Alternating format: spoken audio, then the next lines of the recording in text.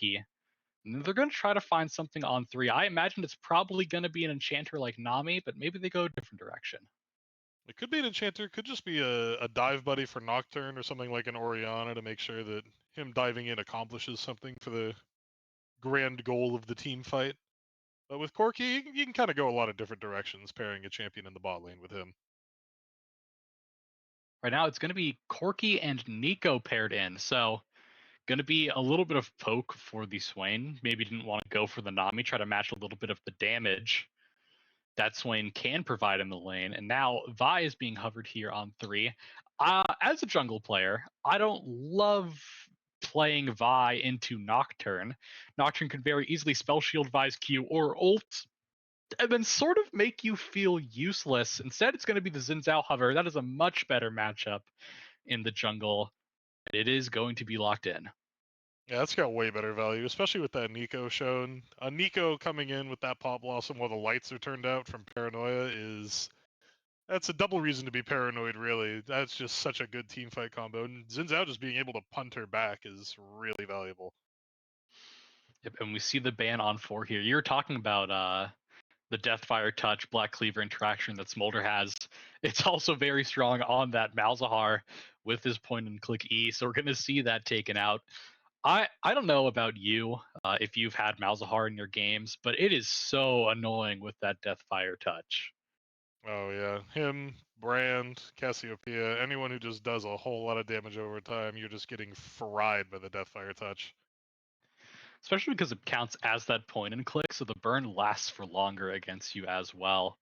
Because AoE spells get ticked down a little bit more, as we see Vel'Koz getting banned here on the side of Divine Dimensions. Not a very common pick in really any meta right now, but you know, XSV probably has their mid laner play a lot of Vel'Koz, so give him the respect over there.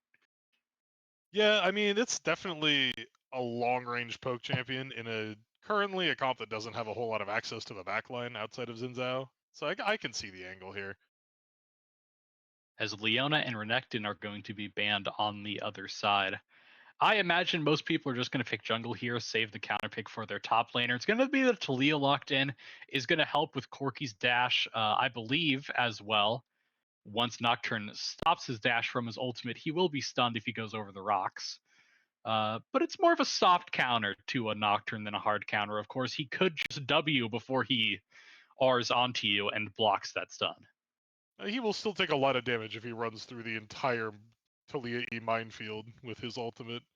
But yeah, the stun won't be too much of a concern. It should end up being like a quarter of a second by the time he's done. Ooh, okay. I like Vex as a champion. I think she's like sadly probably the worst reset champion because her reset is on a skill shot with her ultimate.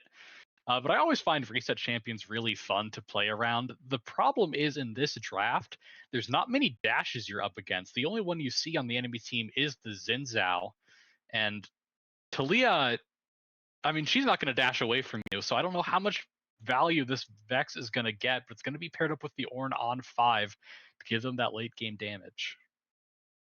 Yeah, absolutely. They've put together a pretty nice 5-piece of like, we're going forward, we're gonna fight, we're gonna scrap you for everything. But I'm not sure about the value of Vex here. The one dash they have is Xin Zhao. It's okay. You'd prefer to have a little more.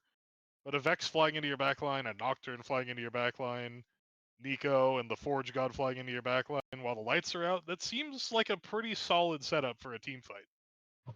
It is. And then we see York on 5. So trying to maybe play for a little bit of that split push, seeing how big XSV's comp is like factored into this team fight. No real answer for the York in this late game if he finds himself ahead on the side lane. But if we look at Divine Dimensions comp, I'm a little bit worried that maybe in late game their damage is pretty low. Taliyah is not exactly a burst mage that you see normally. Swain in the support role doesn't have the income to really drop all that much damage, and people either love or hate Jhin. A lot of the hate that comes his way is because when he gets to late game, if people are stacking armor, he sort of just feels like a tickle monster. Yeah, I mean, the Swain is going to be important here, I think. It's a big part of like buying space in these team fights, especially once it's got the Rileys and some more damage threat items online to try and dissuade grouping up on top of somebody because he's just going to heal up for a million. But I mean, Divine Dimension has a lot of ways to play to the side lane. They've got Talia ult to jump in on someone, get Yorick going, get that split push monster ahead. Hope that that's enough to kind of split apart this 5-man death ball of XSV. All right, looking at both comps here, Fenbach, your personal opinion, which side would you like to play more? And which side do you think is going to win? Because those can be different. I think I definitely prefer XSV's comp and game plan. But if Divine Dimension is really comfortable with this sort of split push style, play towards a side lane style, then it's very hard to deal with, especially with a comp that is not quite one dimensional, but very focused in what it wants to do, like XSV's very 5v5 focused group of champs. Yeah, it's a telegraphed team comp on the side of XSV. You can tell what they want to do in the later game. Me personally, I love getting my hands on that Nocturne. I would love to play on XSV's comp. I think they're going to take the game one, but we won't know until we actually get into the game. Don't go anywhere. That'll be right after this break.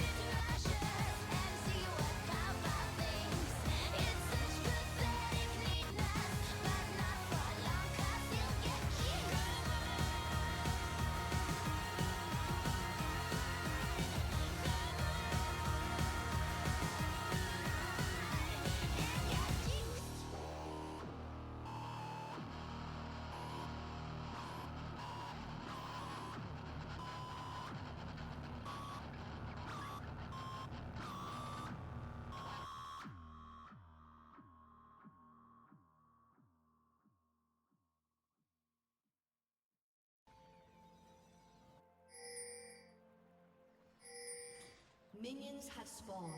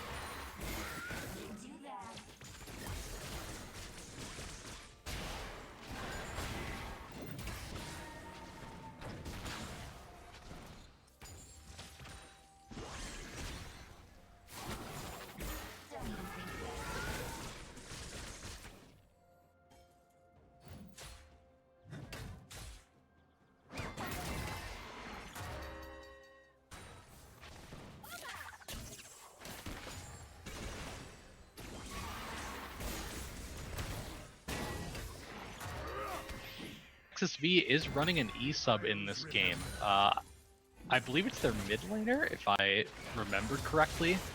As E glance here from Silent Mems, but they're only level 1. The 4th shot's going to come out, but it's not going to do enough damage. Corki's going to dash away from the Ignite. He's going to be able to survive on 1 health, but it is a not good setup for his lane. He's forced to take the reset, and he's going to miss a lot of minions. Yeah, and the strength of Corki is that early game, his ability to just walk at you with the Gatling gun on, so him being forced back this early is not a great sign for them. No, it is definitely not the start you want in this bot lane. As we see in top lane, Baldi absolutely stacking up a huge minion wave to shove under tower here, but didn't get a lot of farm while trading up in that top side. As another root is going to land. Not going to die. Swain very, very close with the Nico Q on top of him, but able to stay healthy and stay alive. And that's the combo I was talking about, that old school bot lane combo of the Jhin and the Swain in the bot lane. If Swain lands that E, Jhin gets that guaranteed W. Yeah, and it makes for a good trade, especially if Jin's able to do that with like 1 or 2 bullets left, so he gets that guaranteed 4th shot. This top lane matchup is probably going to be really important for this early game, though. Yorick needs to get ahead to be able to force enough away from this 5v5 comp. They need to be able to have Yorick in a side lane being a menace. Yeah, they need Yorick to be ahead so they can elect to dodge those 5v5s when it comes to the later portions of the game. But right now, he is down a considerable amount of CS. He does have a big wave crashing into him, so it'll be evened out a little bit, but not exactly at the point where you want to be, as both junglers pathing to opposite sides of the map right now. Both are just going to accept, handshake the scuttles away, as maybe Ino Razu is going to look for top lane here after he takes the scuttle. He's pinging it out. He's going to slowly walk up, but will they have the damage against an Ornn? Ino Razu is there. Knockup going to be buffered by the E. He's going to get the dash away. The cage is going to come down, and the flash out from Ion D is going to be able to get him to safety. So overall, it's going to be a flash used on the top side off the gank. And now, another shot lands from Lucky, as we are trading all over the map. Yeah, important that that kill doesn't go over in top lane, especially since you already have that early CS lead. If Ornn is able to just kind of keep around this level, maybe even just go down like 5 CS, he's looking in a really good spot. Laserfruit is looking to try to put himself into a good spot, trying to get this bot lane shoved, but he's also down a little bit of farm. As Baldi off that play actually didn't find his reset, so he's going to get canceled here by the Ornn. He may lose a couple of minions for sort of creating his reset. He's going to elect to stay under the tower instead. Sort of just gambling that Nocturne isn't on the top side for the dive. He's gambled correctly, but a little bit of a risky play. Yeah, just a little bit of a tempo punish. Shouldn't be too bad. He will be able to get back now. But one thing I didn't notice early on is I didn't see that Jhin had a Doran's bow. That's an interesting start. Oh. As that's a trade in the bot lane. First blood is going to go over now. Lucky's going to flash forward, but he doesn't have the ammo stuck on the reload. As W not going to find enough damage onto Spring Roll. It's an overall 1-for-1 trade in the bot lane. As here comes the TP up from Baldi. He's going to take a little bit of damage on this TP. Oh gosh, that's just the worst feeling on Jhin. You're mid-reload, you flash forward and can't finish off the kill. But 1-for-1, I mean, Corky definitely needed that gold injection to try and stabilize the position a little bit, but Jin was able to get the kill and stay in lane, get that wave under tower as well. Inuraz was looking for the gank mid, but Nocturne is immediately here to answer. He was opening up through mid. Zelmak is going to take a tower shot, though. Inuraz is just going to get the free dive onto him. Zelmak has walked up too far, and he's going to be punished for it. And the kill goes into the back pocket of the Xin Zhaos, and now they're going to start prioritizing the Drake. Yeah, Zelmak is just up really far without any defensive vision, no real escape tools, and there's a solo kill in top lane, actually. Goodbye, Ornn. The train conductor has fallen as Ornn is as dead in the top lane. Baldy used the flash forward. Now Lucky's being traded on the bot side. His team is just doing Drake. Lucky knows to back off after getting that little bit of a trade. So overall across the map, it's 2-0, 2-0 on the kills for Divine Dimensions, and a Drake being picked up. It's a pretty good start to your early game. Get that dragon stacking early. You're going to be able to force them to actually respond to your team fights. If you're, looking at his soul in 24 minutes, they're going to have to bring all 5 and try and contest it. Ion is trying to get his trade back, but the wife is up, and that means Baldy does a lot of damage. The knockup is going to come out, but now here comes the ghouls as well. Ion D, after that solo kill, is now in a really bad spot in the top lane. Just that trade alone puts him back down to 1/4 health, and Baldy knows he can push this advantage. Another E lands, just slowly pushing Ion D out of lane, walling him off this farm as long as he can. Yeah, if York is landing those morning mists while he's got the 3 or 4 ghouls up and the maiden, it's just going to do so much damage, and it feels so bad now that your auto attacks are not going to one-shot those little ghouls. And here comes the maiden. Another one lands under tower, gets a little bit more chip damage. Did take a couple of tower shots. Didn't juggle it with the maiden quite like he was supposed to, but still pushing Ion D out of lane. As Nocturne has ticked over to that level 6, when you are on this Nocturne, you want your first ult to be impactful to really start snowballing you into this game. We're gonna see what kind of angle he tries to find. It's looking like there is a party headed towards the bot lane. Talia is hovering, Vex is hovering, Nocturne is hovering. Something's going on here.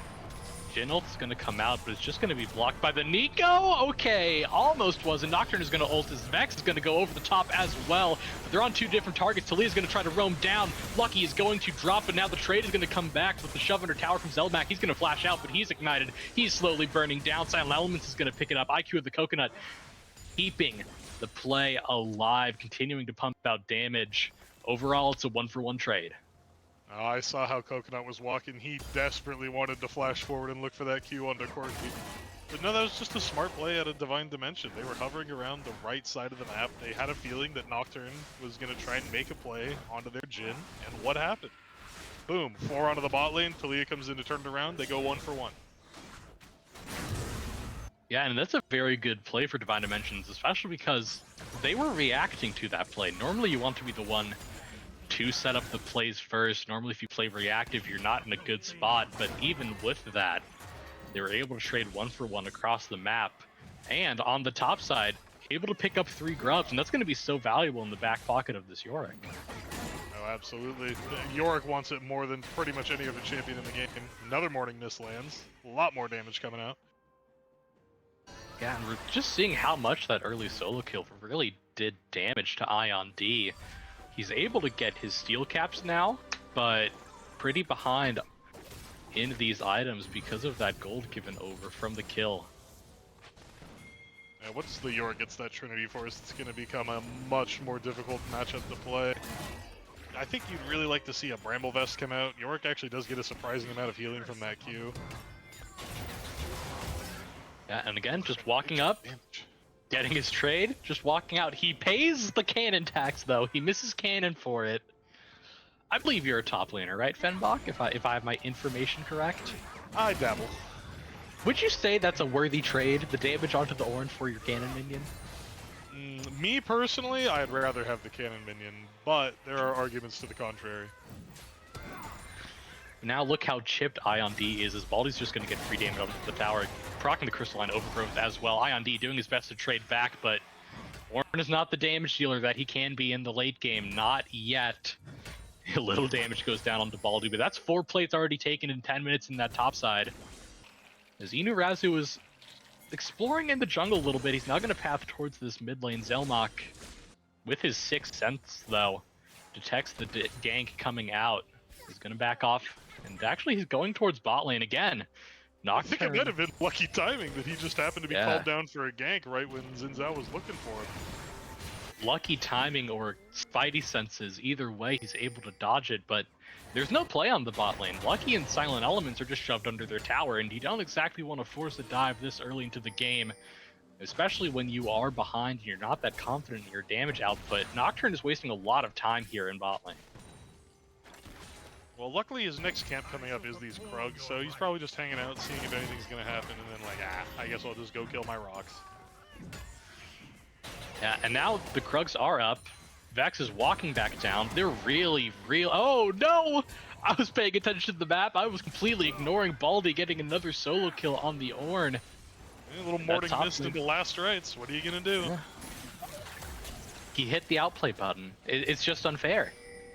As now, you spent all this time around bot lane, here's where you want to force. Zelmok is positioning around this Drake. Silent Elements is going to walk in with the old Jhin ult over the top. Here comes the Nocturne. It is getting paranoid. Knock up from the Nico. Now Lucky's firing blind. Two are going to go down, but IQ of Coconut is still full health, and he's just trading back. Lucky's now able to join into the fight after the curtains are called. A double kill going over to Lucky. Now IQ of a Coconut isn't done. He's going to chase down Spring Roll. Spring Roll, what are you going to do to dodge it? The answer is nothing. Overall, a 4-for-1 around the Drake for Divine Dimensions. And they're going to pick up the Drake on the back of it as well. Yeah, I think this fight here really kind of illustrated the difficulty that this team is going to have from the side of XSV in playing a fight on like two fronts. They really want to be able to go in one direction all together, so you see a bunch of people blow them all up. But when DD is coming at you, some people are coming from the top side of the river, some people are coming at you from the bot lane. It makes it really difficult for them to commit to one side of a fight and win it out. And when you're playing against that Nocturne, you normally don't think that the enemy team is going to have those flanks. Normally it's you who's supposed to be playing around with that vision denial and finding the creative angles. That's just not how it worked for XSV around that Drake. We're going to see if they're going to try to fix that when it comes into the later games. Now Xin Zhao poking and prodding around the bot lane, but no one's with him yet. He landed from Silent Elements in a big chunk on the Zelmok. He's going to have to run back under tower. Luckily, Curtain Call isn't up, but Inurazu is back in the bot lane. W's going to miss, but he's still going to dash forward, but he's a little disconnected from Yorick. Laser Fruit is going to be able to dash out, but now Spring Roll, he's stuck in the wall. Auto it down, please! They don't auto it in time. Spring Roll is just going to drop, and now Laser Fruit may just be dove here. He's going to sidestep, but you're not going to sidestep the Swain pull. It's going to have to use the Flash. But he's still stuck under this tower, still at half health, but his team is opening up in the bot side to come support him. There's not going to be any support on this tower unless Vex is just going to send it with the ult. Knockback from Inurazu. Laser Fruit now trying to go back in. We dash back under the tower. We just accepted our fate. Baldy is now trying to fight back, but Swain is just too disconnected. It's an easy shutdown going over to the Ornn, and now the play continues. Flash out from Silent Elements. He's going to do his best to keep the damage down, but he just needs to kite out. We cannot be going back for Zelmok. He's going to flash out. Now he's in danger. We're still walking forward as Silent Elements. This is insane that he's still doing this. I don't think he wins this fight, but he really wants to take it. He is not afraid as they're trying to wait out his ultimate. They just keep on giving it back to him. We want back into the Swain, but we aren't going to find the damage. Zelmok, I mean, pretty lucky to live there. Silent Elements tries to live as long as he can, but eventually does go down. Well, as it turns out, if you bring enough people, it doesn't really matter how strong that Yorick is. It's a 5v3, long extended fight. Things break just a little bit in favor of XSV over there. They grab 3 off the map. Yeah, and that's going to be a big goal turnaround. They were down a considerable amount, now only down 3k. The only unfortunate part is the shutdown went into the pocket of the Ornn.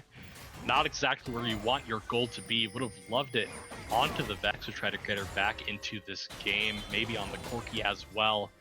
But instead, your tank is going to get tankier, and hopefully that is enough to bridge you to this late game. It's not enough to save that tower. That Yorick with Demolish, the Last Rites, and the Trinity Force is just absolutely eviscerating those plates. And the 3 grubs as well. W's going to land. Lucky is looking for the 4th shot. Laserfruit is up too far. Pop Blossom is going to come out and stump too, but there's no follow-up. Spring Roll's just going to go down, and now Nocturne's all alone in the fight. Here comes the Vex over the top, is going to find 1 kill, but not before Nocturne's died. Now Zelmok, he had his way in, but there is no way out. It's a triple kill to Ino Razu in the fight. And now they're going to start turning up towards that objective in the top side. Baldy now just doing his split push. And the eulogy of the Isles is back, and could be a eulogy for another death on Ornn here, but he's going to be able to get away with that searing charge. The split push is really becoming a threat, though, and that's making it difficult for XSV to play that they want to play. I mean, Ornn is just behind right now, so he has no answer into the York. Look how much damage he's doing to these towers. It's gone. Like with the 3 grubs, especially with grubs being buffed on the last patch, this tower's just gone, and IOD knows it. Is now a play's going to be made in mid lane. Lucky's going to land the root. Nocturne ult over the top, trying to get Lucky back, but now the Swain ultimate comes out. Nocturne has his in. He's going to have to flash out. Swain E is going to miss, and that's going to call off the play as Ion D now has the backup from Zelmok in this bot lane. But that's a caster and a tank against your Yorick. He has the overall damage. You need to wait for your cooldowns, but there's not enough time. Zelmok is going to drop. Baldy continuing to heal up off of these Qs, and now he's just going to run down Ion D. He's going to have to find his way out. He still has flash up if he needs it, but he has to run all the way to the tier 3. Another E is going to land. He has to flash. Baldy can just Q. There we go. Ion D is going to be able to make it out, but it is a 2-for-1 failure in the bot side. Yeah, Vex just doesn't have enough tools to stay away from Yorick for that long. If he keeps landing those Morning Mist, he is extremely difficult to get away from. It's a really big move speed buff that he gets running towards people that are marked by it. He may have overextended a little bit, though, on this push. The Nocturne now trying to run him down, but there's the Morning Mist again. There's another slow. Oh, it wasn't Nocturne, it was Nico. Had me fooled. He'll get away, but they do take out the 6th man. The Maiden is off the map for the next couple of minutes. And that's the true win. Those are the wins you're looking for as XSV. When you find yourself this far down, it's going to be the 3rd Drake taken at 18-minute mark. And as we see highlighted by our observer, just absolutely no vision on the map for them to even try and contest. Man, I would not want to be in a position where I'm staring down a Swain and a Yorick with Chemtech Soul, or a Zinzao for that matter. Those 3 champions are so difficult to kill when they're at low health as it is. And now it's just going to be even worse. I mean, luckily overall, when you think of souls, Chemtech isn't normally up there on the power scale, but with Swain and Yorick, like you just touched on, it's definitely going to be valuable for them. But, you know, maybe they're thankful that it wasn't a Hextech or an Infernal. As we look at the gold leads across the map, top lane is, I mean, up more than 2k right now. And that has really been the highlight for Divine Dimensions in this game. Yeah, really the gold differential everywhere else isn't that bad. The next highest is 800 between the supports, and that's just a matter of, hey, this team's taking more towers. Yeah, he has more assists. There have been more kills on his side. He's able to get more assists. He's able to get more gold. He's now in the top lane. Ion D finds himself in trouble again. Nocturne's going to try to come in and save him, but I don't think there's enough to save Ion D. He's going to drop his Nocturne now, trying to get the Fear Fingers down. Baldy's going to start running away, but Nocturne has to start kiting out as well. Laserfruit now finds himself up there, but the Flash Forward is going to get the kill. Here comes Zelmak on the Vex, getting the resets. Finds 1 kill, but doesn't find the 2nd. He's going to flash back in. 2 flashes onto Baldy. He's going to drop it now. Lucky's going to flash in. Zelmok is now going to die. And now it's a 3v2 in the rest of the fight. Pop Blossom comes out, landing on 2, but Laserfruit is not there to follow up. It's a double kill for the Jhin. Not going to be the triple. It's taken away from Silent Elements. But it's an absolute rout in the team fight from Divine Dimension. Oh, Zelmok was desperately close to getting a shovel to the dome there and having that fight go even worse, but they're able to pick up a couple of players off the map, but just not enough to win the fight. No, just not enough. And we were talking about how in this draft the Vex may not have a lot of value because of these dashes, and right now it's honestly not the best game from Zelmak, sitting at 2, 6, and 7, but also down around 50 farm against this Taliyah right now. Yeah, and the Taliyah's just been able to show up to pretty much everywhere she's been needed. She's been able to join from mid lane, from the middle of the jungle, just be able to deny all these plays that were set up in the early game from XSV. Here comes Herald to proc a couple of plates. Isn't going to get the tower, but it's going to be golden to the back pocket of Razu. Now he's maybe trying to position for a little bit of a dive. Just going to let Herald do its thing, not going to overextend. Yeah, no reason to. You got Baron on the map. You don't want to give them too many angles back into the game, even if XSV is looking pretty down and out at this point. Ooh, all right, X goes in with the ultimate. Nocturne turns out the lights, but Razu already has the escape. Did have to use the flash, but he's out safely. It's pretty critical that he lives, especially with this Baron up. Is on the other side of the map. They tried to send it mid. Baldy says, thank you very much for another top lane tower. Try to answer my split as best as you can. And he knows right now they really can't. He's continuing this push. I've seen this play before, but they're bringing Nocturne this time. Maybe a 3v1 will help. Yeah, they're bringing 4, but Talia's now going to wall off and actually get the mid tower. Baldy is all left on his lonesome. Does he have enough damage? Is he fed enough? I don't think the answer is yes. The CC layering is just too much for Baldy to be able to live out in the 3v1. I do wonder if Coconut was trying to wall over and jump and help him, or if he got maybe interrupted by some damage, but either way, the wall was actually pretty good. Bought some time, but not quite enough. Yeah, I was wondering if he was trying to ult over there and got hit off by the Corki. That's what I initially thought. But, when we flash back to mid, it did wall Corki off of the tower to get a little bit of extra damage, so you could argue either way. We're not in the mind of the Coconut. Sadly, we just have the IQ of it, so we may never know. It was just a 2-for-1 special. It happened to work out nicely for both plays. Yeah, that's the big brain play. That's Faker plays right there. He meant to do that. We do have this Chemtech Soul coming up here in 34 seconds. We really do need to see one of these big orchestrated team fights go in the favor of XSV, where this game is really going to get out of control for Divine Dimension. Yeah, that engage that you normally have with the Flash Pop Blossom on Nico isn't up right now. The Flash isn't available. You do have the Rocket Belt to try to give yourself a little bit more movement. Try and find maybe that extra person to knock up. But Divine Dimensions has complete control of this river right now, and Silent Elements is pushing it to the limit. Spell Shield is going to come out late as the root comes down. There's not going to be a lot of follow-up, just landing a little bit of chip onto that Nocturne. As Razu is going to take a little bit of a chip of his own from this Vex. They have managed to pull Baldy away from the side lane here. Eulogy of the Isles is out. Really prefer to have that in a side lane, but he is kind of a menace in just a 1v1 or a 1v2 right now as well. But look at all this poke landing down on Orden now. Nocturne ult is going to come out, Vex over the top. They're going to try to burst down to Talia, but she gets stunned! No burst is going to be able to happen. Pop Blossom on the back, but there's no damage to follow up. It's a complete demolition, a triple kill from Baldy. And we said he would be powerful in the split push, but little did we know he could take over the team fight as well. Oh yeah, Yorick can absolutely just demolish somebody if he hits them with a shovel at the right time. And it looks like they're just going to split their focus and grab both objectives off the map before pushing. They can't do Baron. It's a Jhin. They don't have the damage. They'll find it out eventually. Well, Yorick will do Dragon and then he'll walk up. No, they're giving up. You're right.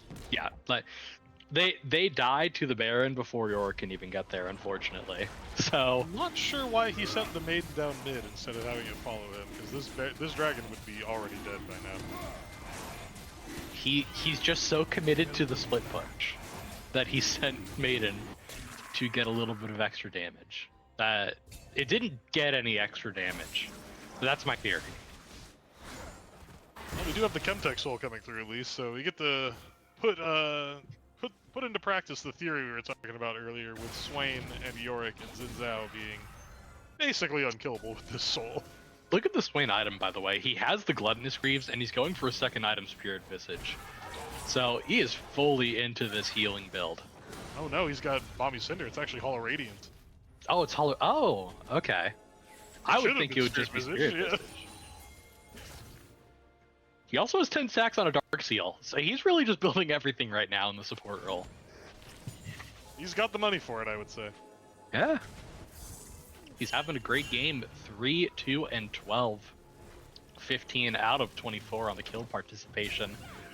As right now, it just feels like a matter of time before Divine Dimensions is going to be able to close out this game. Zelmok trying to keep the spirit alive, trying to find a little bit of chip. But you are only 2 items on that Vex. Ion D is now back in the side lane against Baldi, and yeah, you're still not doing good into this comp. Still not doing good into this fight, as everyone has turned bot lane. There's 5 people bot, Baldi's in trouble. He's gonna flash away from the Ornhorn and the Vex ult, but there's still 5 people here. He's just trying to buy time. His team is up on the Baron. How much time can he buy down here is the question. They're gonna continue the chase. They're going to get the kill. The shutdown goes over to Corki, but now on the other side of the map, Baron has started up, and they don't have enough ult to contest. Well, Vex is going to come up here and try and irritate them off of it, I think. But I don't know if the rest of the team is going to get here in time. No, they're not even close. I mean, Vex can dance around here, but she doesn't have her ult to engage. It's going to be a very late TP to come in. Ornn is here now, but again, he doesn't have Ornhorn, so they sort of just have to try and run them down. Silent Elements may be sacrificed just to keep the Baron alive, but I still think he can get out. He's just running away. Zelmak commits the flash, misses the Paranoia coming over the top, and now he's rooted under tower. It's going to be the turnaround from the Jhin. Lucky finds one. We TP back in as Coconut, and we've just gone too far. We tried to stop the Baron. It was too late. We tried to kill the Swain. It was too late, and now it may just be too late in the game for them. Red team's turret has been But in exchange, they do pick up that mid lane tower, and they do get themselves an objective bounty, but I can't say with a straight face that it's really worth it. No, they just chased way too far. There's still a tower up there in that top lane. And we can see how desperate XSV is getting right now when it comes to the later part of these games. They want to be playing the late game teamfight comp, but they just don't have the gold in their pockets to make it work. And now IQ of a Coconut is the one doing the split pushing, as Inurazu is stopping the bases from the bot side. Lazy Fruit is going to get knocked up. Pop Blossom to try and peel. Lazy Fruit going to pop down more damage. Inurazu, the healing from the Chemtech Soul isn't enough to save him. But now Laser Fruit is just left all on his lonesome. Spring Roll is not going to be able to do enough to peel. He's going to be able to flash away. His Vex is now going to go in over the top. Lucky actually flashes out. Zelmak is just dead. Has his way in, but again, no way out as he's traded down. Ornhorn now over the top, trying to hit IQ of a Coconut, but there's no follow-up on that. Ion D just going to run IQ of a Coconut out of town. Here comes the Paranoia. Who is the target is the question. Right now, it is just no one. It is Nocturne. He walked too far with the Paranoia up. He thought he was saved, and now he's stuck in the cage. Ion D is now stuck in 4 people. He's going to try to get as much damage onto IQ of a Coconut as he can. He's going to flash out and try to escape. Will they chase or will they go for the end? Lucky is going to hit the root. That should just be a dead Ornn. And they should have the end angle here. You have to imagine that they have the end angle. Oh, especially with 3 grubs and a Yorick, yeah, they'll be able to chew through these inhibitors, through these last remaining towers like paper. They actually reset. Jhin reset, and so did IQ of a Coconut. So they didn't actually go for it. They don't want to take the pace too fast. They know they are up a sizable amount of gold. It's now up to 10k. They know how strong everyone on their team is. They don't want to overforce. They don't want to make that big mistake. This is kind of their second instance of a little bit of split focus. I hope this doesn't become an issue if the game is a little more even in Game 2 or Game 3. You have that Elder spawning in a minute 30, and it feels like that's XSV's way back into the game. Is trying to get the Elder flip and trying to find the kill off of it. Question is, will this Nocturne be able to find that Smite Seal? They do have really nice inhibitors down for it as well. You've got the top and mid lane inhibitor down, which means you have to have people on the complete other side of the map responding to those super minions. Means that there's a lot more room to play with for the Xin Zhao flank, for a Swain, for a Talia wall, for any of the various tools that Divine Dimension has at their disposal. Yeah, and right now their answer is Ornn, so that means your person who can face tank the bushes and try to get you towards that Drake isn't available to get you that position. Instead, he's trying to answer Baldi, but again, he's not winning this 1v1. Ornhorn is going to come down. Baldi's just going to hit him through it. He does not care about your ultimate. You are just being shredded, and you are just being dropped. Now Baldi's just going to be able to weigh with the cage. Walks out, and now the push is coming down into the base. We're not going to be waiting for the Elder Drake. We're just going to be pushing to end right now. Yeah, I mean, I can't imagine why you would want to even give the angle for an Elder Steal into flipping the game back into the favor of XSV. You might as well just push the end here with a pull on the 45. Nocturne, the spell shield. to deny the Jin W, but curtains have been called. Zolmak hits the ult, but he can't go in. He's gonna try anyway, but he's gonna get instantly bursted down. And now they're stuck in a 3v5 in their own base. Pop Blossom hits 3, but everyone is too far away to follow up. It's a double kill for the Talia.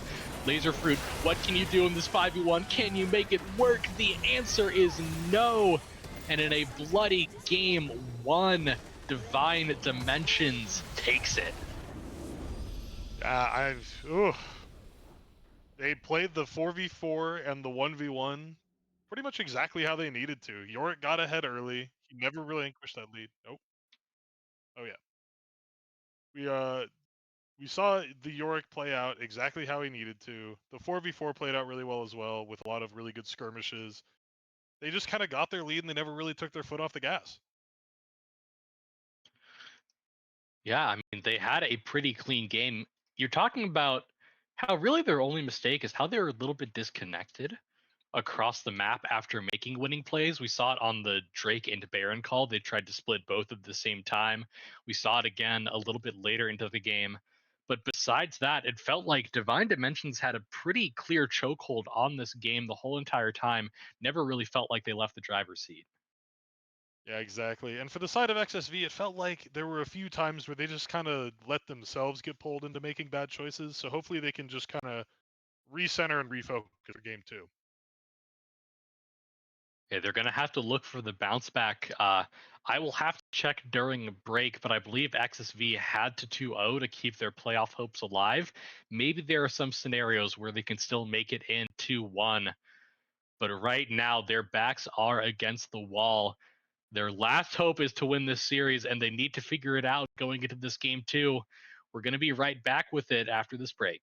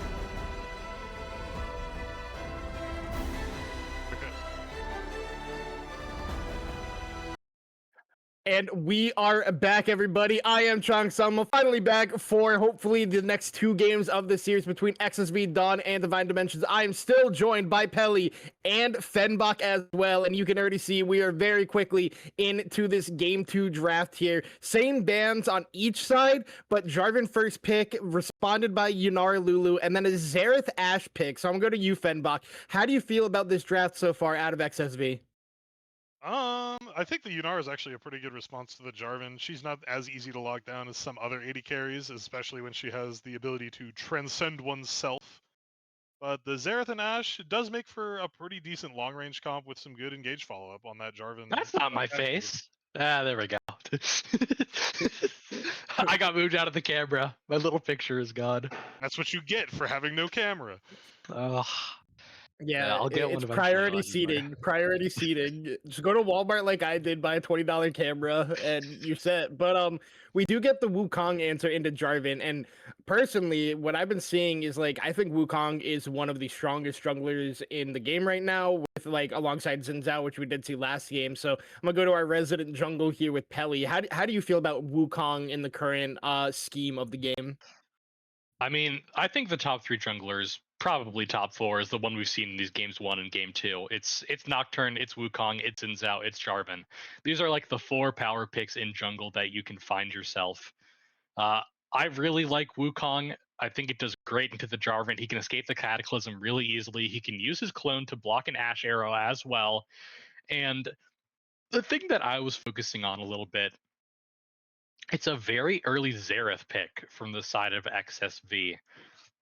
So, I mean, if Divine Dimension picks more dive with that Wukong, Xerath is going to have a really hard time in this game. That's absolutely Yeah, I do agree. yeah. I was shocked seeing that early Xerath pick myself. I was like, okay, Xerath is normally a response pick, and now we're gonna get a Vel'Koz over here, and a Vel'Koz locked in. Okay, I said this last week, and I am praying for it. This needs to be the new Vel'Koz skin, and when he gets a kill, I am going to say Pasta La Vista live on stream, and that is what I'm praying for in this game. And as we when get I a quit. Galio lock in. You said you were gonna quit if you had to say tummy time on stream, and I made you do that when I wasn't gonna be here at all. Yeah, it was a great week.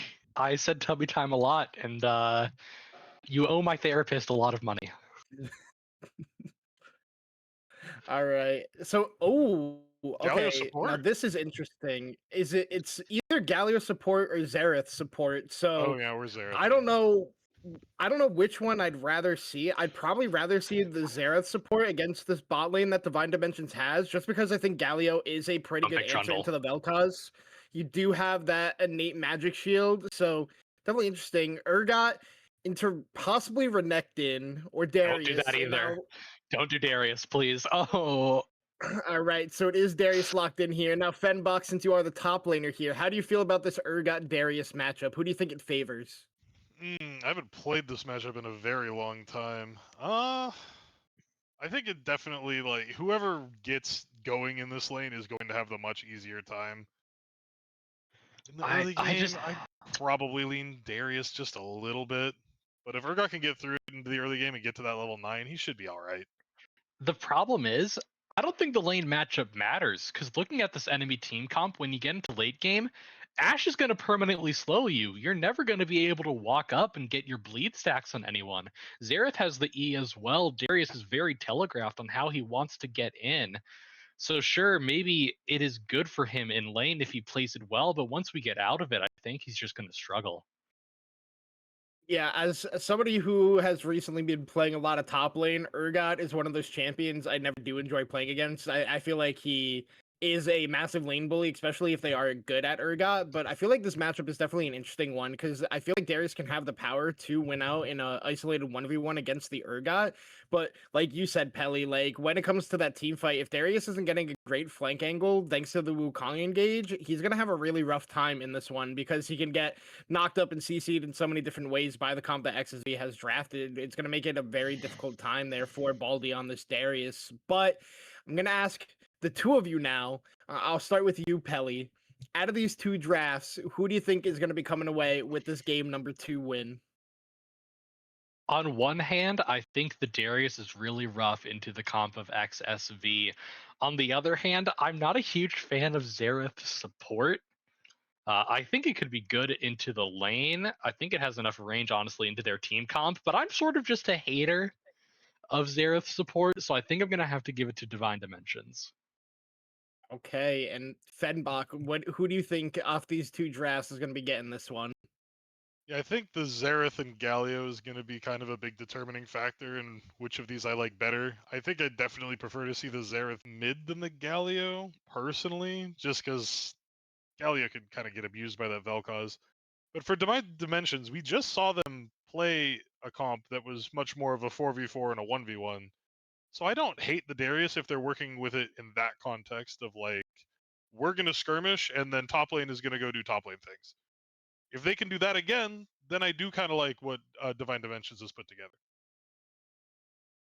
All right, I guess I'm going to be the sole XSV believer here in this one. I think their draft is very good in that like 4v4 situation that you did mention, Fenbach. I think they have a lot of ways to slow down what Divine Dimensions is trying to do. So I'm going to be rooting for a game number 3 here. But the only way we're going to be able to find out which team is going to come away with that win and hopefully secure their spots in that playoffs is after this short break.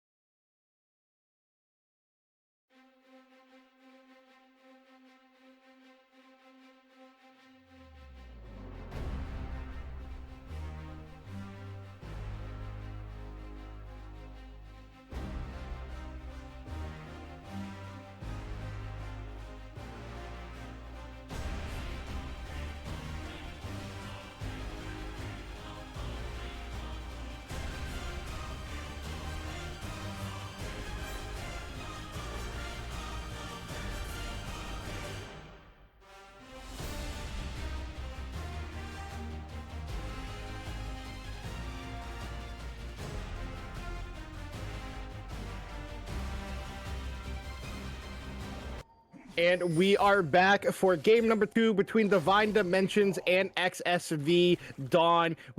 We did get it wrong during the draft phase. It is the Divine Dimensions on the blue side and XSV on the red side. And we do have the new Vel'Koz skin, the new pasta skin. You don't want a piece of this for the Scion skin. That doesn't work really with the pasta. But yeah, so you guys were on the Divine Dimension side. The XSV side for the draft. I ended up being on the Divine Dimension side for the draft. So we'll have to see how it plays out. But looking at summoner spells and runes, anything sticking out to you guys here? I mean, I guess Electrocute on the Galio is not super standard, but it does happen.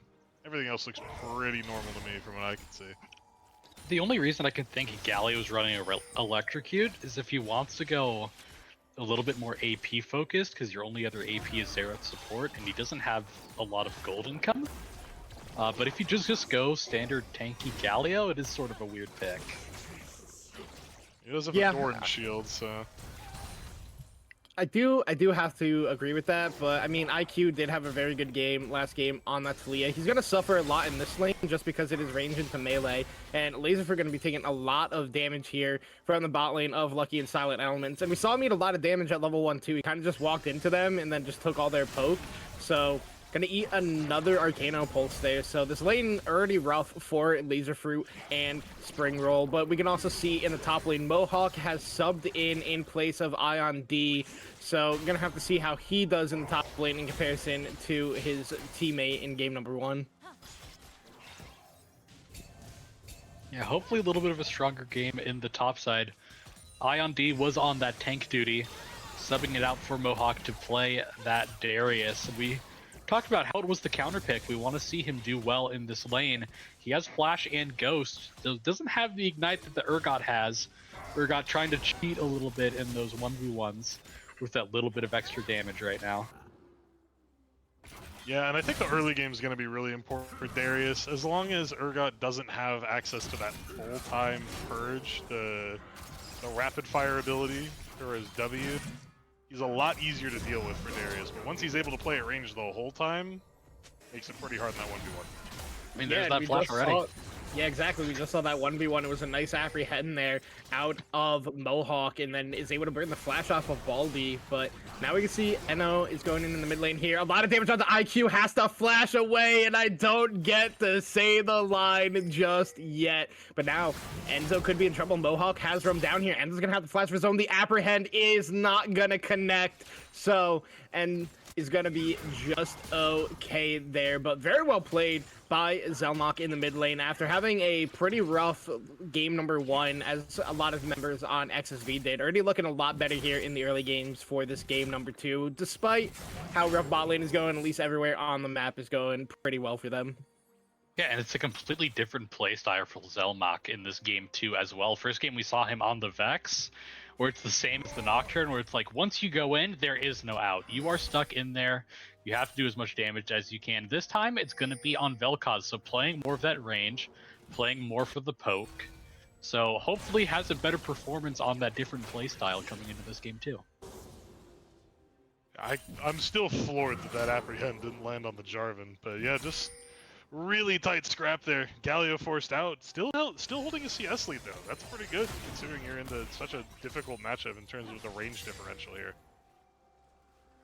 Yeah, I mean, IQ has been doing a very good job at getting all this farm, and you see their Silent Element not able to hit that shocking orb because of the mini block. But now Mohawk goes in, the apprehend is used. Mohawk's trying to fight out this 1v1, but Baldy's got the Ignite, and it's going to be enough for the first blood with that little bit of resistance from Inurazu. So very well played by Baldy. Down that summoner spell, is still able to find that first blood up in the top lane and alleviate some of the pressure he was feeling.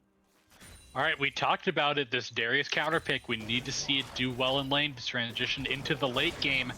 Gets the killed here by Baldy in the top lane. Inurazu really got the assist because he dropped the flag for the extra attack speed. It was basically just a solo kill for Baldy with that Ignite coming in over the top. And he had his flash blown early by Mohawk, but able to immediately trade back with the kill. And he's sitting pretty right now. Mohawk actually goes for a Serrated Dirk first item.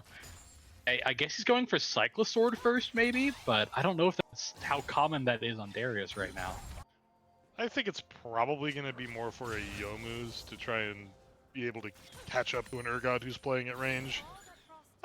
As a top laner myself, I personally don't like to mentally count solo kills that are the result of Ignite because it's dishonorable, but they still pay you out money all the same.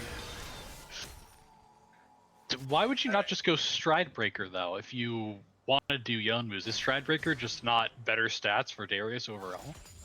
It is. I think him going Yomu's is kind of troll, but well, knowing Fenbach, he's not a fan of the Ignite, must be hating these teleport changes on this patch where the TP shield, if you take it on top lane, if you take your teleport, which we don't have in this game, it's, the shield instead of lasting 30 seconds only lasts 10. So trying to incentivize away hold on. Zelmok actually found out in the river here. Razu is looking for that kill onto the Vel'Koz, but the rest of his team is there. The ultimate comes out, the life form disintegration ray, looking for the kill, and now Razu goes in. Zelmok flash away, punch the Lobista, baby! As IQ the Coconut gets the engage down there in the bot lane, but the side of XSV is going to escape and be able to pick up the 1 kill onto the enemy jungler. I expect you to scream it every single time Vel'Koz gets a kill. I want that same energy every single time, because if it doesn't happen, now I feel cheated. Honestly, I just can't believe that more people didn't go down in that fight. It was just a glorified 1v1 where everyone else was just like, go get him, show him who's boss, and then they all backed off as soon as one person went down. Like, whoa, what a weird fight. You see, unlike Ignite top lane, they had honor with the 1v1s. Exactly. Well, I mean, honestly, if Inu didn't have to burn that flash off the Mohawk roam down in the early levels, he probably would have gotten that kill onto OK, and we get He's a rage quit. here. He has rage quit because I screamed Pasta La Vista at him when he went down to Zelmok's Vel'Koz. But yeah, like you said, Fenbach, the fact that more people on either side ended up not falling down in that play is rather shocking. I think Spring Rolls was able to get a flash out, but also heal was just enough to help the rest of the team escape as well. So just well played by the side of XSV, playing on the absolute limit. We can see we get the quick reconnect here, but we'll see if we still get that pause after a pause. And we do in the mid animation of the Q. You can see the spaghetti and meatballs flying out of Zelmok right now. I think it's so gruesome that he has like a fork in him. Like he's holding a fork and knife, but there's a fork like stabbed into his body. It's like in the meatball, I think. Why would they do that to him?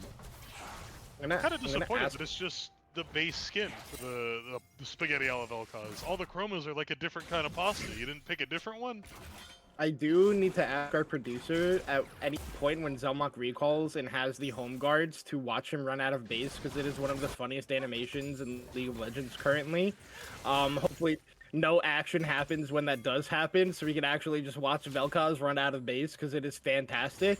But now we can see both junglers on the top side, and with Baldy taking that reset, it might be Void Grub's prio here for the side of XSV. Neither team taking that early dragon. It is a Cloud Drake as the first one in this game, so we'll see when they do choose to take it. Not many teams prioritizing that one a lot, but I think Cloud is one of the better dragons. As now Grub's going to be started up here by the side of XSV. As we can see, Inu has gone down to the bot side, not wanting to fight that fight up there in that top side. Just going to keep power farming the best he can despite being down right now. As Laser Fruit going in, he has transcended himself, but does get hit by that arrow, and now he's going in. He's trying his best. His Lucky's trading back onto him. Wild Growth comes out barrier as well, and now Laser Fruit is still going forward, able to pick up the kill in the bot lane, but now Inu fail flashes over the fat wall. IQ with the Coconut on the roam over, has flash, has that Justice Punch. He gets in there, look for the two-man taunt, but a beautiful polymorph out of Spring Rolls. Now IQ with the Coconut has to run for the hills. Very well played out of the bot lane of XSV. I don't think fight is over. Zelmok's over. Oh, Zelmok might just be dead here. He's tried his best.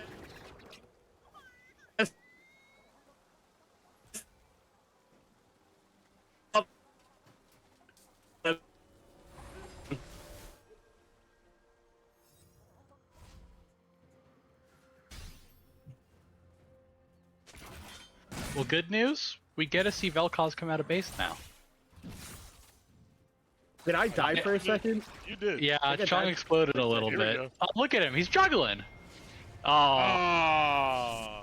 But hold on. If he still has it, you gotta watch what the spaghetti does. It's very funny.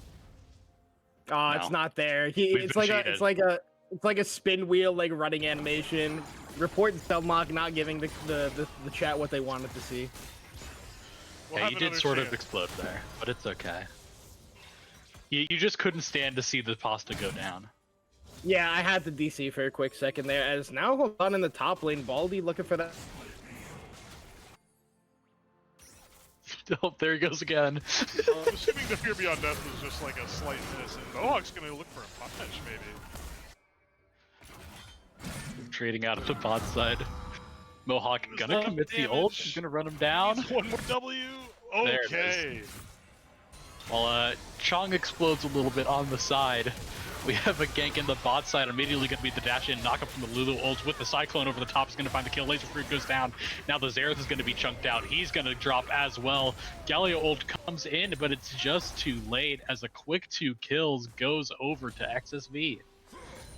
That's tough that the Galio ult came through at the end of that too. Like it's too late at that point. I wouldn't have invested that long cooldown. But I guess you do have 4 minutes until Dragon comes up, so doesn't matter too much. Yeah, it's a late ultimate and a lot of kills in the back of XSV. This Yunara is now 3-0-1 pretty quickly into this game. Ash does have the Hex Optics, but is down 0-2. Has a little bit of a farm lead to try and fix that differential, but not going to do much here. His IQ of Coconut's going to take a little bit of punishment in mid, but he's going to dash in onto Zelmok with the taunt. Inu Razu just a little bit too far to follow up, though. There's just going to be a trade, but now Zelmok walks up a little bit too far. Cataclysm going to be flashed out, but Silent Elements finds the ult over the top as the top laner Mohawk gets absolutely eaten up by the Urgot. And this counter matchup in the top lane just isn't working out. Yeah, Fear Beyond Death is a really strong ability. Makes that 1v1 very, very difficult. The execute is so big. If he's able to land that ability, you just really can't take that fight. But then All right, with let's see that walk animation. Sorry, but this walk animation from Vel'Koz is more important. Vel'Koz. Right. I think I'm alive, as we're not going to get Welcome the back, walk John. animation from Vel'Koz. Yeah, I love how I exploded. But very well played by Silent Elements, getting the Raid of the Arcane in there at the right time. There he goes again. Oh no. Dog, hold on, you can do this. I believe in your internet, Chong. Ash Arrow's gonna go Just wide. just They're gonna wide. try to step up. Laser Fruit now has the ultimate out. The Cyclone over the top of the Lulu ult. Knock up combo. Inu Razu's gonna try to find his way out, but he's gonna hit by the second Cyclone and he's gonna drop. IQ of Coconut doing a little bit of trade, but now the true damage is gonna come down. He's gonna have to flash out away from that Vel'Koz ultimate. So another kill in the bot lane. This is knock up. The bounce house combo with the Wukong and Spring Roll on this Lulu, really giving them so much time in these scraps. Oh no, Oh, Xerath. that 3 abilities in a row, just a little bit too late. You that's absolutely- unfortunate. Yeah, that I would be throwing my mouse at the window right now if I was Xerath. Come on. Like, What you we have see- the E, the back goes. It's just tragedy. Hi, Xerath. Oh, there we go. Here comes Vel'Koz. Oh my God, he's getting eaten. All right, let's see it. This is strong. Look at him go. Oh, we missed the solo kill. It's worth it. It's worth it. It's worth it. It's worth it. Look I at him can go. assume what happened in top lane. I think Urgot probably clicked ult. Yeah, and it then looks like killed it's on him. cooldown. Yeah. Yeah. I can infer. You know, I may not be the smartest League of Legends player, but I think I can get there with that one. Well, that's the risk of playing the Yumu's build on Darius. You are a lot squishier, and Urgot has a lot less of your health to work through until he gets to just drag you in and execute you. Yeah, and since you're not that stride breaker, you can't use it to kite away if you find yourself overextended.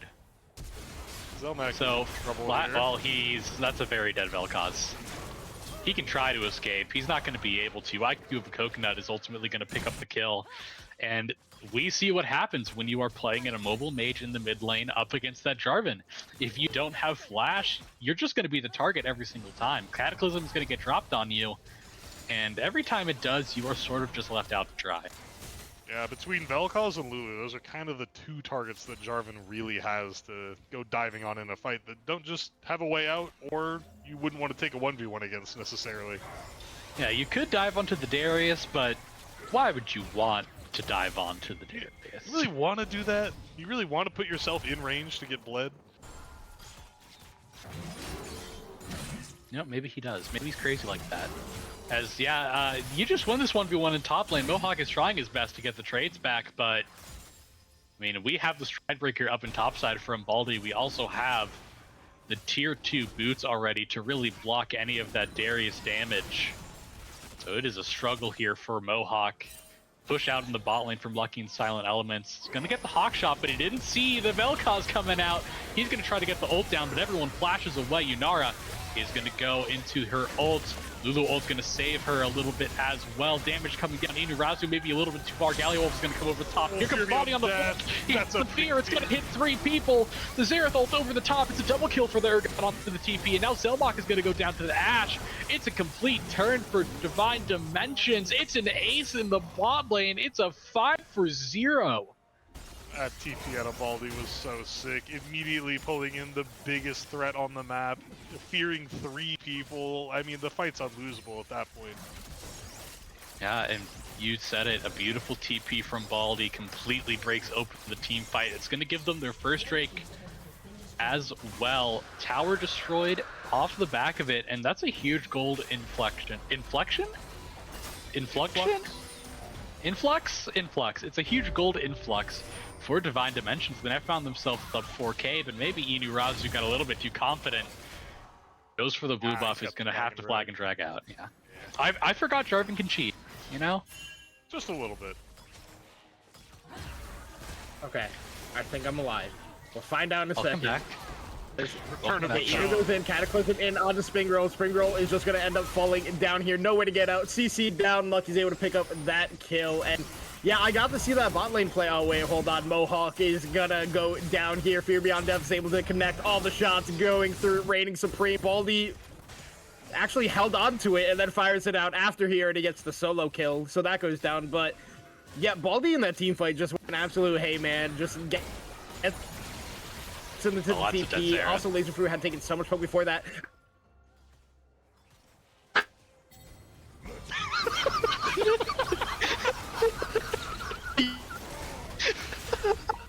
I don't know if you guys could hear it on stream, but Chog was talking, and it's just like the sound of a robot being shot.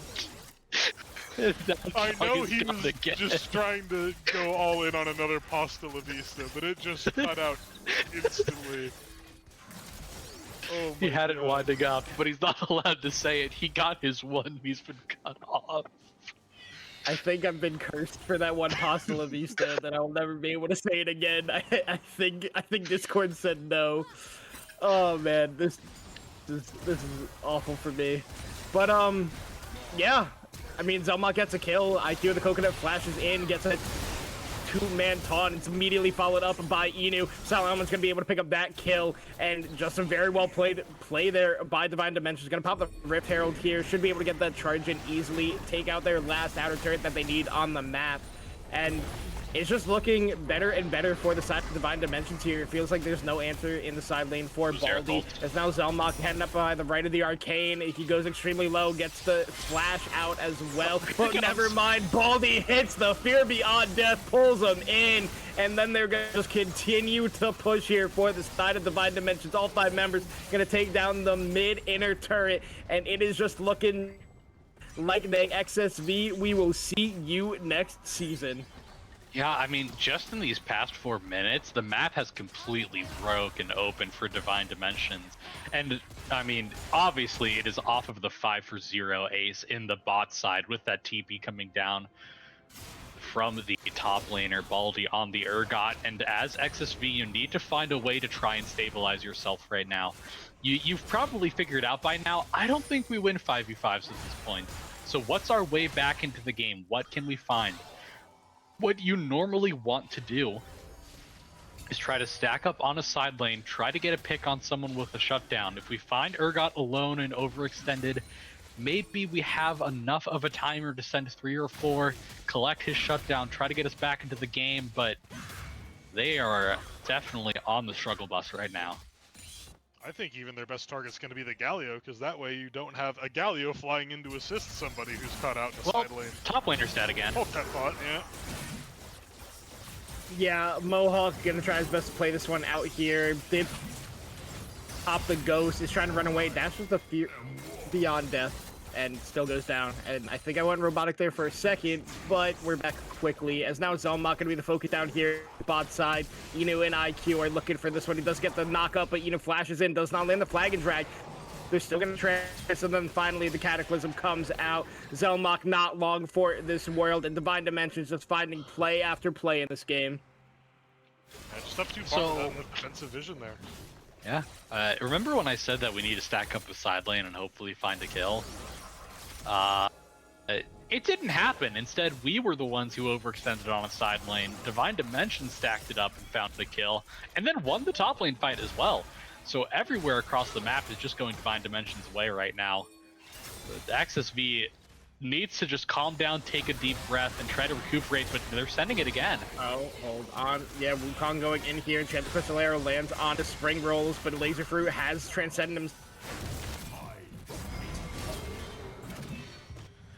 Galio was Nothing up. as Red team's turret has been destroyed. okay. So yeah, nobody ends up falling down there. A lot spent on both sides, but wait, right, the Arcane is being used, looking for some snipe shots here is Silent Elements, but nothing No, really it's going to low be enough. landing too significant, as the whole time, Baldy just in the side lane split.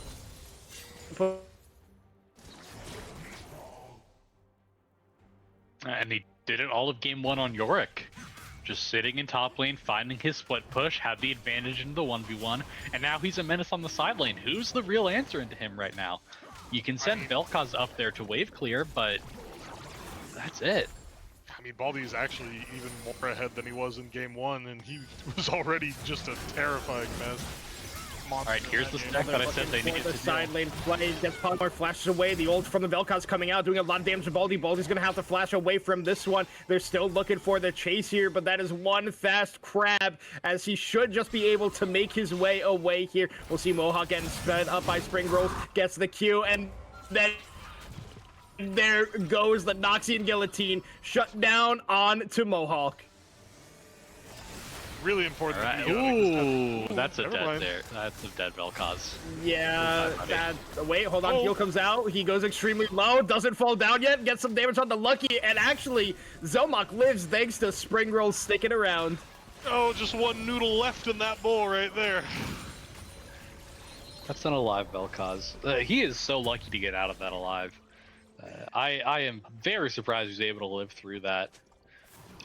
Able to base now. Hey, there's your walkout emote. I don't know if you've been able to see it, but there it is. I have. Okay. You were disconnected, but we were thinking of you and showed it to you. Just in I case was you were I up was there. here for a while, not saying anything, and then when I was like, all right, I think I'm consistent, and I finally started to talk, I immediately got screwed over again. So it's been a fun night so far. It's been a fun day for me today, as now Laser Fruit actually might just fall down here, eating against the Flag and Dragon. Laser's gonna flash away. Now Wukong's in there. He's getting knocked up. They're looking for the damage, but it doesn't matter because the Justice Punch is there. The flash and Children of Ran. Zelmok going extremely low. Arcane pulse over the top. They're able to get the kill onto him, but it doesn't matter because Mohawk's able to trade it back 1-for-1. Wukong still running away here. The slows coming out from Lucky. The shields coming out from Spring Rose, trying their best. He's going to Warrior Trickster away, get the blast cone over the wall, and it ends up being a 1-for-2. But because Inu's the one to fall, Divine Dimension's not going to be looking at Baron. Yeah, So there's not going to be the Baron. Darius' pocket too. Yeah. I mean, another shutdown in Darius' pocket is very nice. He has the Dead Man's Plate now to give him a little bit more movement speed to run people down. But again, you're still into that Ash. There's still going to be slows on the enemy side. It's still going to be hard for him if he doesn't find that flank. Right now, he finds it, though. Speaking of finding the flank, Ghost in. It doesn't matter. He gets Enchanted Crystal Arrow. The taunt is there as well. Taking a lot of damage. Gets some healing back onto IQ. Coconut Apprehend is there as well going in. But it doesn't matter because IQ is going to be able to pick up that kill. And now Baldy's in on the fight as well. Doesn't matter. IQ core falls down with a double kill in the end. And now the opening from Zelmok. Not doing much. Laser Fruit dashes in. But he's not winning this 1v1 just yet. He goes to try to kite this one back as Enzo shows up. I go robotic, and it's great. It's great indeed. It's actually not the worst fight we've seen out of XSV. Despite their backs being to the wall, they still managed a 3-for-2 out of it, and it really could have been a 2-for-2 without just a little bit too much aggression there at the end from Laserfruit. I mean, they're finding their good scraps to stay in this game. They're not trading positive in them, but when they're this far down, trading as close as they are is still a positive for them. They're still finding ways to get gold onto their carries, and it's not like Divine Dimensions has a lot of Drake stacked up either. They're only at 2 right now with a minute 40 on the next one coming in. So they still have a little bit of time to play with to get back into this game. You see Baldy taking a little bit of an adventure in the top side. He's going to be able to walk out, and I think we're going to start posturing around Baron now. I mean, I think a big thing so far for the side of XSV is, like, yes, they are behind, but they haven't lost their base yet, right? They haven't lost one of these inhibitor turrets yet. They're still, like you said, they're making trades in these team fights, getting some big shutdowns and gold onto key members.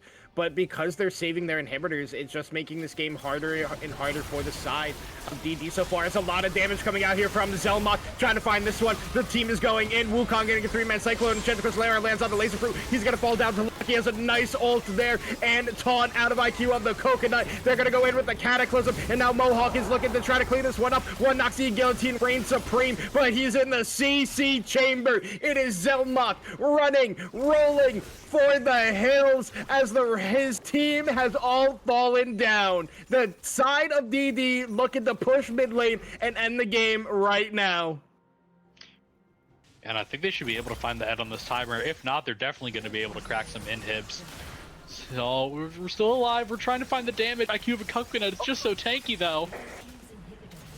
All right, ready to be Arcane being used. Zelmok trying to dodge the best he can. The last one not going to be able to connect, but because they spent so much time with Zelmok, he's going to be able to stop the game from ending because of the respawn timers. I think if all the members of DD just group up, they can 100% end this game, but because they wanted to pad their stats a little bit more, they keep life alive for the side of XSV. Yeah, and we talked about in game 1 how they're a little bit disconnected after finding their kills. We see it there again. 2 people wanted to chase down the Vel'Koz, 2 people wanted to push in the base, and ultimately may have costed them the end. They're still pretty far ahead, so it shouldn't be a big deal, but those are windows that ultimately can come back to bite you. They are going to pick up the second Infernal Drake, third overall for them, as they try to continue to route this game. We saw in that last little fight there, though, Zelmok was able to do so much damage to Coconut and Razu over the wall with just the full Vel'Koz combo into the Lifeform Disintegration Ray, almost taking out 2 people immediately. And that kind of triggered the fight, but then things got a little bit messy when the full commit happened, and the things got split just a little bit poorly. If they can find it again, the Crystal Arrow from downtown doesn't land on the Mohawk. Mohawk did pop the flash.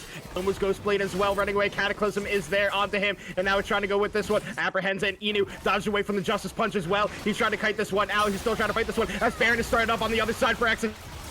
Now Baldy flashing it, trying to get as much damage on Spring Roll as possible. He's going to fall down to Inu Razu. Pasta La Vista as now the side of XSV is back onto the Baron. You can see that Lucky is trying to come in. TP coming out from IQ of a Coconut. They are trying to stop this Baron from falling down and giving XSV a way back into this game for the side of XSV. Staying on this Baron. Lucky, Silent Elements here to stall it out. IQ on the backside. Inu is far away, but their HP bars are too low to continue this one. IQ flashes in. Gets a 2-man taunt. Zelmok falls down. Wukong falls down. Laserfruit gonna try to kite this one away, but you can see Lulu running the opposite way. Laserfruit is gonna fall down, and IQ might have made the play to win the game for Divine Dimensions.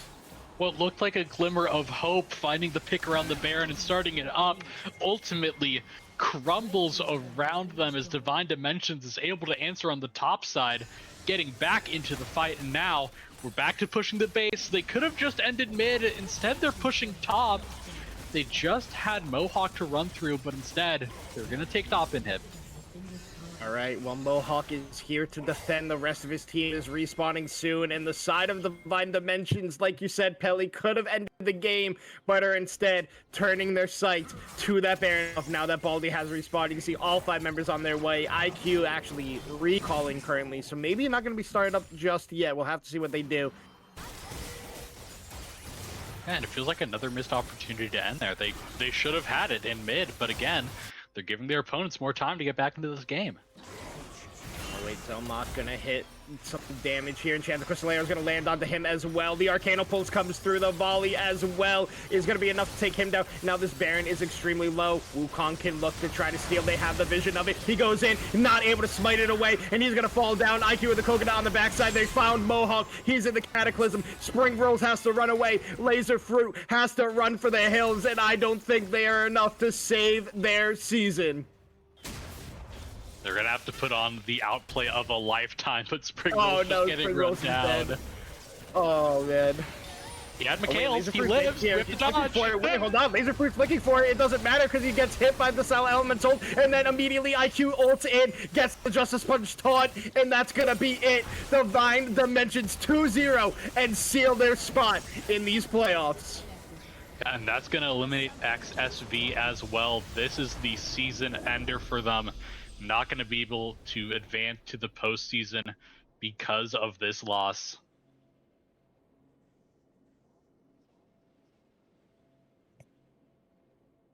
It's a shame. It was fun to watch the Vel'Koz. He was doing a lot of damage in those mid to late game team fights, but the structure just kind of didn't really take shape around the damage that he was able to put out. Yeah, it felt like at too many key opportunities, members of XSV were getting caught out and overextending when they shouldn't be. We saw their best chance, like you said, Fenbach, is when Vel'Koz found that full combo onto IQ and Eden Raza right around that Baron. But then Laserfruit just plays it a little bit too aggressively, gets caught out, takes too much damage, and then the rest of the team isn't there to follow it up and ends up being a bad play for them. We saw that they had the opportunity after the focus on Mohawk in the bot lane. They tried to get that turn on the Baron, but Baldi did so much damage to them in just that isolated 1v4 that it meant that they couldn't take Baron, and then it was a great response by the side of DD. But like I said, with that, that's going to be the end of XSV season, but DD going to find their way into playoffs. This team joined in late, starting with a 0-2 record, and has only dropped one series since then, so really on a tear recently.